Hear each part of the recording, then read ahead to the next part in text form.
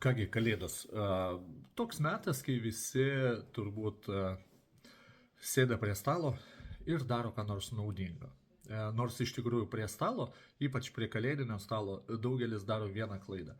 Todėl vyrai, aš duosiu vieną mažą patarimą, kaip išlikti sveikam ir nepakenkti savo sveikatai prie kalėdinio stalo. Ir šitas laikotarpis iki naujųjų metų, jisai daugeliu atveju būna apkrautas ne tik nesveikų maistų, bet plus ir dideliu kiekiu alkoholio. Todėl reikėtų atkreipti dėmesį. Jeigu jau vartojate alkoholį, niekada neužkaskite grybais. Todėl, kad tai gali sukelti siaubingą ligą pankreatitą.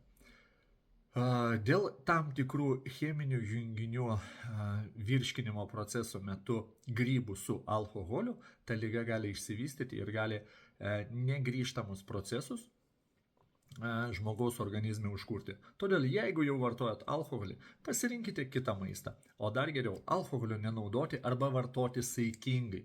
Tuo labiau ir valgyti saikingai. O jeigu jau kažko tai pritrūko ir nežinote, ką daryti, parašykit man, duosiu patarimų. Aprašymą bet kokiu atveju rasite mano profilio aprašyme ir paliksiu nuorodą čia, Telegramio kanalą.